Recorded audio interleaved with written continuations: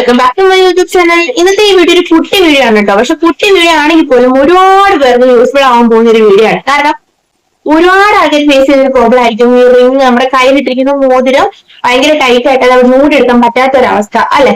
അങ്ങനെ അത്രയും ടൈറ്റ് ആയിട്ടിരിക്കുമ്പോ ഈ മോതിരം കട്ട് ചെയ്തല്ലാതെ വേറെ വഴിയില്ലാതെ ചിരിച്ചിരിക്കുന്ന ആളുകൾക്ക് വേണ്ടിയിട്ടുള്ള ഒരു വീഡിയോ ആണ് കേട്ടോ ഇത്.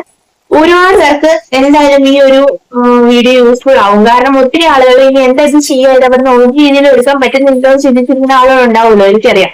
അപ്പം അങ്ങനെ നമുക്ക് ഈസി ആയിട്ട് ഒരു മിനിറ്റ് ആട്ടോ, ഒന്നോ അല്ലെങ്കിൽ 1.5 മിനിറ്റിനുള്ളിൽ നമ്മൾ കൈ കിടക്കുന്ന എത്ര ടൈറ്റ് ആയിരിക്കും നമ്മൾ വിരൽ മുറിഞ്ഞു പോകുന്ന ഭാഗത്തിൽ കിടക്കുന്ന മോതിരാണെങ്കിൽ പോലും മൂടിയെടുക്കാൻ പറ്റുന്ന ഒരു അടിപൊളി ടിപ്പാണ് പറഞ്ഞുതരാൻ പോകുന്നത് കേട്ടോ.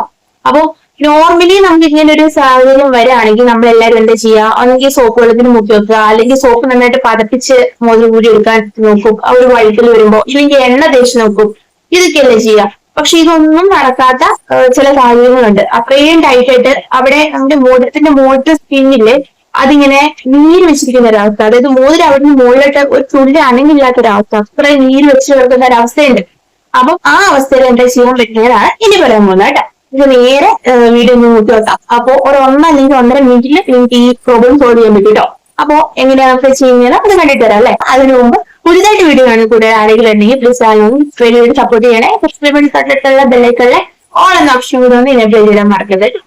നമുക്ക് ഏത് വീഡിയോ നോക്കി അപ്പൊ ഏത് വിരലിലാണോ മോതിരം ടൈറ്റ് ആയിട്ട് കിടക്കുന്നത് ആ വിരൽ കുറച്ച് നീരൊക്കെ വെച്ചിരിക്കുമായിരിക്കും ഇതുപോലെ ഒരു അവസ്ഥയിൽ.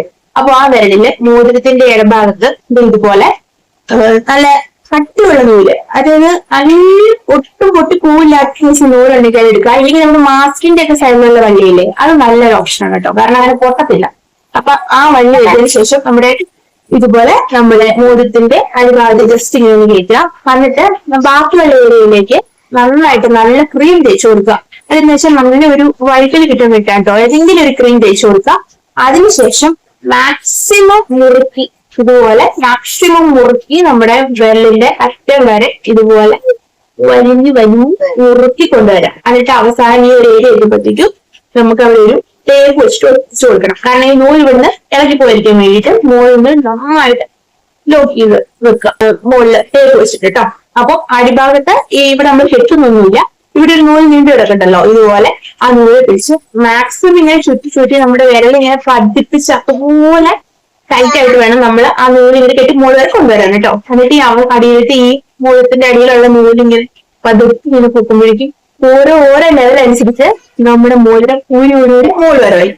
ഇത്രയേ ഉള്ളൂ കേട്ടോ. എല്ലാവരും ട്രൈ ചെയ്ത് നോക്കുക. എത്ര മുറുകി കിടക്കുന്ന മോതിരാണെങ്കിലും നമുക്ക് ഈസി ആയിട്ട് എടുക്കാൻ പറ്റും കേട്ടോ. അപ്പൊ ഇത്ര ഉള്ളതിന്റെ വീഡിയോ എല്ലാവർക്കും യൂസ്ഫുൾ ആണെന്ന് തോന്നുകയാണെങ്കിൽ നിങ്ങൾ ചെയ്ത് നോക്കുക. അല്ലെങ്കിൽ ഇതുപോലെ ഈ ഒരു പ്രശ്നം എഴുതുന്ന ആരെങ്കിലും ഉണ്ടെങ്കിൽ അതൊന്ന് ഷെയർ ചെയ്ത് കൊടുക്കാം. അത്രേ ഉള്ളൂ. നമുക്ക് അടുത്തൊരു യൂസ്ഫുൾ വീഡിയോ ആയിട്ട് വരുന്നതാണ് കേട്ടോ. അപ്പൊ വീഡിയോ ഇഷ്ടമായിട്ടുണ്ടെങ്കിൽ എന്തായാലും സബ്സ്ക്രൈബ് ചെയ്യാൻ മറക്കരുത്. അപ്പൊ ഓക്കെ, ബൈ.